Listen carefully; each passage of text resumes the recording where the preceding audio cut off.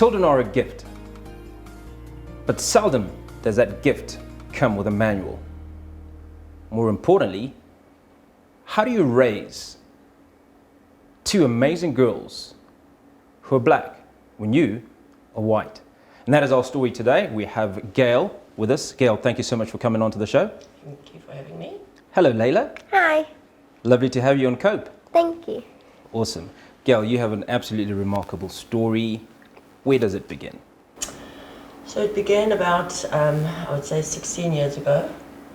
I fell pregnant. I wasn't married at the time, but I was living with the father of the child. And I had a very normal pregnancy. But when my water broke and I went to the hospital, everything was supposed to be normal.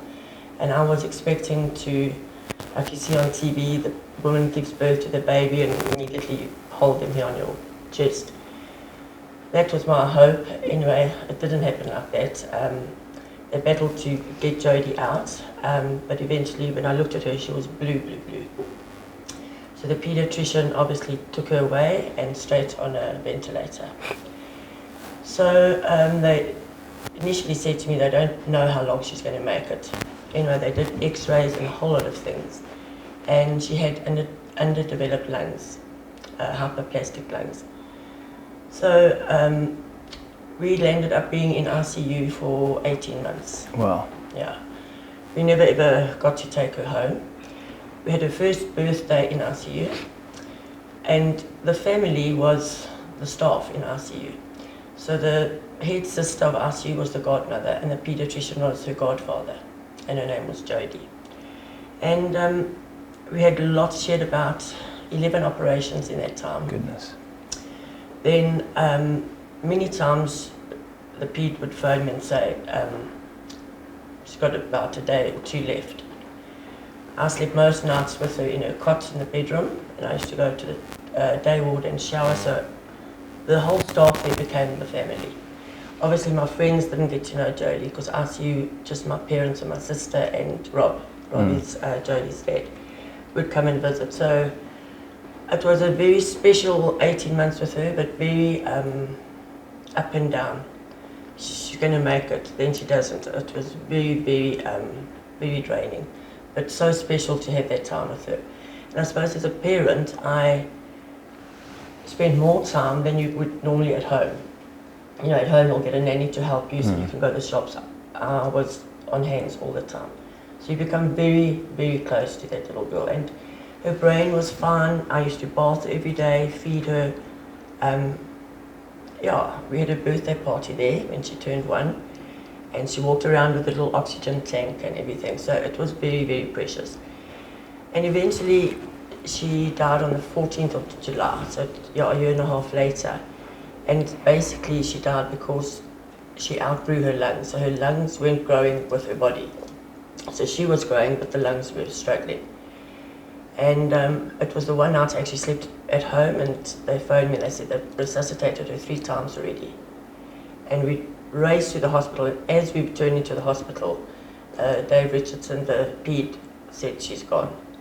So I do believe they always have their own time to choose when they go, and it's always when the loved ones aren't around. I have to ask though, Gail, obviously when the doctors did the diagnosis, was there hope that she would leave hospital? Yes, there was hope. She was on a lot of cortisone for a long time, so she was very swollen. Yes, there was. It was just after her first birthday. The ped said to me she can go home quite soon. And we had carpet in our house, and he said, because obviously her immune system was low. So we had to take all our carpets out and put wooden flooring in because it's more hygienic. And so we were, and we even bought a mobile oxygen machine to keep at home. So we were so excited to bring her home. And then she got one of these hospital bugs, whatever it was called. She got lots of bugs. And then from there, she just went downhill. Yeah. So there was hope. Let's talk about how your life changed.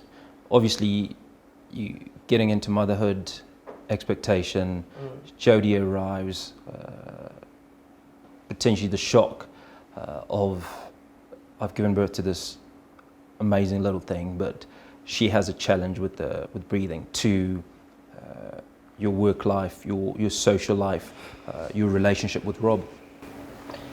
Sure, everything changed.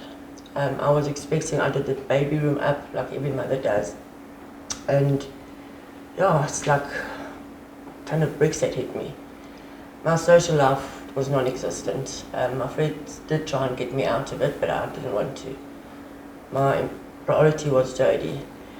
My work life, I was doing interior design, I had my own business, and it just fell by the wayside. I got a friend of mine, dumped her in the deep end, told her to run with it. I just wasn't interested. And yeah, my relationship with Rob, it went through obviously a tough time because there's nothing else to talk about other than Jody. Some days I'm angry, other days she's sad, and when she's having a good day, then I have a good day. So it was, everything in my life changed completely. My life became that little room in ICU, yeah. So yeah, everything just went crazy. Well, let's talk about moving on. How did you cope post that loss? I didn't cope very well.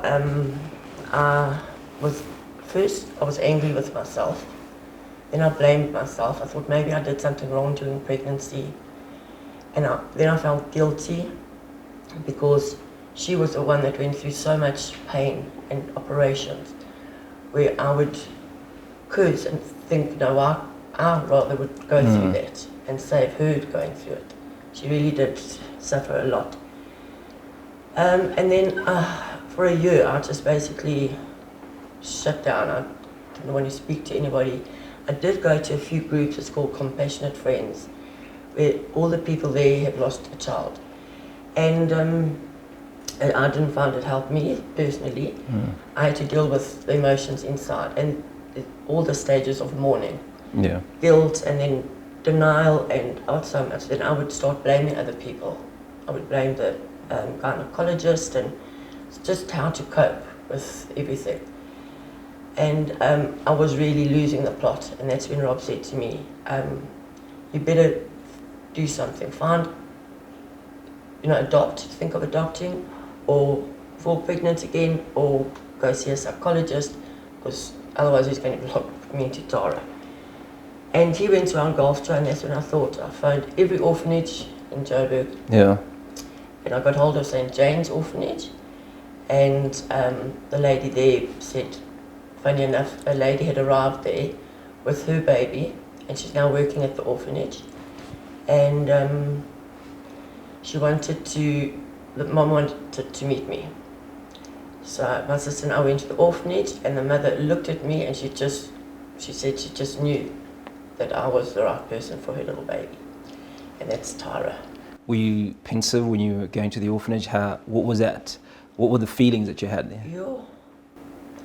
Well, it came so suddenly. We went there, and I was expecting to wait 2 months because you normally have to wait. And this mom said, take the baby now, please. And she was a lovely person. She was very cheerful, and she just said she doesn't have any money. She's working at the orphanage, feeding the other little babies. And she said, please take her now. And she gave me a big hug, and she cried, and she said, take care. And we walked away with Tara, and I had to phone my husband to say I've got a baby. What was his reaction? He thought I was joking. And being on golf tour, they were on the 19th hole, and I said, we've got a baby, and Tara started crying in my arms. And he couldn't believe it. I said, yeah. And when we left the orphanage, my sister had to phone my cousin and say, go buy nappies and formula, we've got a baby. It was such a shock to everybody because we didn't think it would happen so quick. But the big issue here is that this baby was black. Had you thought about this? What was the thinking process specifically about adopting a black baby? Obviously, babies come with challenges, but the interracial factor was going to be a factor. Yes, and I was aware of that, but I was quite willing to take on those challenges. And obviously back then, 16 years ago, it wasn't very common for a white woman to adopt a black child. But from when I was little, I always said to my mom, I wanted to give an underprivileged child a home. And that was when I was like 10 years old. So I knew challenges did come with it. And we have faced a lot of those challenges together. And it's new for me, but it's been a very good learning curve. And how people now have just adapted to it, and they are my children, whether they're black or white. Take us through some of the challenges.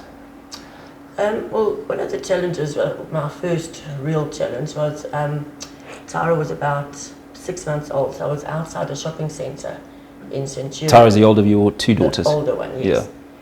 Yeah. And I was sitting outside on a bench feeding her with a bottle, and this lady came to me and she said, is that Jonah? So I said, yes. She said, "Hey, sis man," and she walked away. Well, my blood boiled and I wanted to scream back at her, but I would have lost my temper, so I just let it go. But that was and I thought, how can people even think that it's horrible what I'm doing? And it's purely because it was a black child, which to me makes no difference whether I was holding a white adopted baby or a black one. It doesn't matter what colour your skin is. Inside, we're all exactly the same. So yeah, that was the first real challenge I had. And then after that, both children have had issues where they can't understand, like, why they're chocolate and you've got a vanilla mom. It's not your real mom. So we've had to obviously, take Tara and Layla through that process, because they used to get quite upset about it, and they felt different from their friends. Because if they've got other black friends, they've got black parents. So yeah, it took a couple of years for the kids to actually, get to grips with it, and now they handle it perfectly. They're proud they've got a vanilla mom, and they're not ashamed to be a chocolate child at all. And some of the key highlights for you? Obviously they're numerous. Yeah, numerous. I think my highlight, I would think, is I would never ever change things the way they are. Obviously it was devastating to lose my daughter, but I do think my daughter is the one that sent these two to me. So, and that's my belief. And whether she sent Japanese kids, African kids, it doesn't matter to me. They were sent to me for a reason, and I'm just so proud that I was in a situation where I could offer them a home, because otherwise they might still be stuck in an orphanage. We're speaking to Gail and Layla, and Gail in particular, about adoption and how that process, that journey has been for her for the last 14 years. When we come back, Tinashe joins us for the second half of Cope. Thank you for staying with Cope. The joys of parenting are all the same. So whether you're black and raising two black children, or white and raising two black children for that matter, that story unfolds in the next few minutes. Tinashe, thank you so much for joining us in the second segment of Cope. Always good to be here. Thank you. Gail, thanks again for staying with us. Absolutely incredible story. Just before the break, we were talking about the challenges and obviously the joys of parenting for you, and an absolutely incredible journey that you've walked. One of the challenges, obviously, that you've faced is that you and your husband are now separated. Yes, we actually got married when Tara, which is my oldest one, was 2 years old. She was actually our little flower girl. And any parent, it's challenging to bring up children. No matter what colour your children are, it comes with challenges. We had obviously more challenges because of the interracial adoption, but also I think losing a child as well in a relationship is something you don't plan to go through. And I think you slowly you don't blame each other, but I think you slowly drift apart because you both deal with it in different ways. Rob has never mourned Jody. I think his belief is he's got to be strong for me. So to this day, he's never mourned her, where I took years and years of mourning. So when you deal with it in different ways, I think you slowly, distance yourself from each other. And unfortunately, we've separated now. We live in separate homes. We're still married, but yeah, we are separated. And we also did it for the kids because they are now obviously happier because there's less arguments and they love it. They think they're blessed because they've got 2 homes now. So parenting obviously is shared. Yes, shared.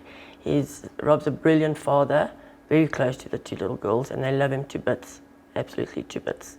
So they're very lucky now. They've got 2 homes. Well, one of the reasons that we have the expert on the show is because we like to break things down, and obviously the process of mourning. And we've talked about this before, Tinashe, how men and women mourn differently. In fact, people mourn or grieve differently. Gail suggests that Rob has not mourned his daughter because it probably hasn't been physically evident. Yeah. Is it possible that in his own way he's mourned her, that enduring or having to be the pillar of strength for his partner or his wife was a process of mourning? Yeah, no, definitely. I think it's not that, he hasn't mourned, he probably has mourned, but of course, like she said, in a different way. You saying you're very outward about it, very open, and as we know, men have this tendency of, being reserved, not being so outward with emotion, wanting to be protective, wanting to be strong for the family. So it is very possible that he did mourn, but I guess for men, we find that when we talk to them about grief, they feel that, they're dwelling on things. But at the same time, when they actually don't confront some of these issues, they end up lashing out in different other areas, or they actually kind of even envy seeing you move on, from your grief, or then start feeling left behind. And so that's why I understand when you say, there's that tendency of them growing apart, because you actually just become different people. You stop actually speaking the same love language because someone else has healed to a certain extent, or they are willing to be so comfortable in the grief that they communicate it differently in the home. So it's unfortunate that more times than less, men will always, be misunderstood. And I say misunderstood because they don't openly share or will not go for grief support groups, or, the things that women do where it's just so easy. Like right now we can just sit here and start crying and have a good chat. But, with men often it's like, that's not what I was raised to do. That's not how I'm expected to be. That's a bit too soft. Or that's you're allowing yourself to break apart. And most times they actually fear that they might not be able to put themselves back together. So you just rather look strong and cold. But oftentimes you watch people walk away from you because they just don't recognize what you're trying to do. They'd rather you break down and build each other up through the grief. So let's go back a few years to some of the process that you went through in raising your daughters. Obviously, one of them was explaining to your daughters that the color of their skin doesn't make them any different to anybody else. Was it a deliberate exercise in propping them up until they gained confidence or their own self-esteem to be able to deal with some of the challenges they faced? Yes. Well, obviously it was the first time for me, and I wasn't too sure how to go about it. So they were, I would say, about 4 and 6, and I would obviously look on the internet for ideas on how to tell them, are they ready? So I went to see a psychologist on my own, and I spoke to her about it. And she advised me that it's now time. So what we did is I made an appointment for the 2 of them to go sit with her. So she did it on their level and sussed them out. Without you? Without me. Yeah. And whether they're ready or not. Then I had another meeting with her afterwards, and she told me how to go about it, what to say. And that's where I always say to them, I'm not their tummy mommy, I'm their heart mommy. So they were born in my heart. And they do ask, where's their tummy mommy? And I always say that mommy loved you so much that she gave you up so you could have a good life. And that settled with them. And to this day, I mean, Layla, even the one day she said, she was telling her friends that I'm the heart mommy. And she didn't know why did my heart get fat. when I was pregnant with her. So that's how we explained it, and they're very, very happy about it. They're proud to have a heart mommy, and I think they're proud that their tummy mommy loved them enough to let them go to a good life. Yeah. Let's talk about the structure, the support that you received or didn't receive when you adopted the two black children. Was it there? Did you have to develop it? Did you have to coax people into understanding why you'd made that particular decision? Yes. I tell you, the company that we used that did the adoption, they offered a lot of support. They did have days where we could go, and they would chat to us and advise us how to move forward with being white and adopting black children. They were very, very supportive. They often came to the house to check, obviously, how the kids are doing in the house and whether we've got any problems that we are battling to deal with. So we got a lot of support from them, and I've got an amazing family that, through all the challenges, because it's new for them as well, how to deal with it. So in that way, we did have a lot of support. What about your friends, and obviously the people around you, your sort of community or ecosystem? Initially, I think, it was a little bit of a shock in the beginning. My friends, they accepted the children, but not necessarily if they agreed with it, but they accepted. But even like my sister, she's 2 years older than me. She loves my children to bits. But when I first said it's a black baby, she still said, does that mean we have to go spend Christmases in Soweto every year? So that was like the mindset, and we still laugh at her to this day. My kids have never gone to Soweto. Exactly. Yeah. So that was quite a joke, but I've had a very, very supportive family, very. Now let's talk about the advice that you would give somebody who's considering adopting. Could be black adopting white or interracial adoption. The advice that I would give to the parents. I would definitely say, I know there's this stigma attached that they are your children, but there's not that connection because they're not from you, they're not your blood. And all I can say is there's no difference. I feel like whether I gave birth to them or not, that connection is there, that relationship is there, that love is there, as strong as if you gave birth to your own. And there's some people that wait 15 years to adopt a white child, so they don't look different in society's eyes. And I disagree with that completely. I'm proud of what I've done, and the love is just awesome. Tanisha, I'm sure you've got something on your mind. Well, no, I'm just happy to hear like what you're saying about the support, and of course, in the back of my mind, initially I was like, okay, surely you were the one educating the family and friends, because this is like an experience that overflows to everyone who is near you, even your neighbors, I'm sure. Yes. Just an understanding and an appreciation of what it means to join parts of society, especially in South Africa, where apartheid was just the other day. You know what I mean? So the mentality is still quite present in all spaces. So the courage, you're very courageous, you're very brave to have done that, and after losing a child. So I guess this is what they mean when they say they are chosen people for some journeys. It's a journey. A chosen person. It's a It's journey. not something a lot of people will be able to take on, and it's not that I don't want to say it's impressive, because this is just love. It's just expression of love. All about, you've given love, you've agreed to give love. So we just hope other people can be brave enough to just break those barriers, because like you said, a lot of kids stay in the system for so long, needing to be adopted, needing to be cared for, but people are so caught up by all these cultural restrictions and all this conditioning that they go through. And most of the time, as psychologists, we find that, as people get older, that love that they didn't receive, it really ends up hurting society in so many different ways. So you've really literally changed two souls for the better. And if only we had more courageous people we really literally would be changing the world. Yeah, I'm glad you called it courageous, because I think it is. You, in my eyes, are a pioneer in many ways. I mean, you talk about this event 14 years ago.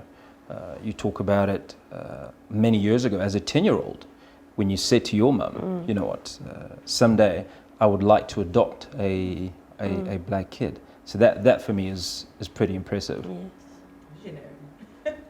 You already could see, you could already see back then that there's something there that you would like to show the possibility that can. And I didn't even know this was my journey. At all. So Wow. it is, yeah, it's just how it's meant to be. Amazing. No.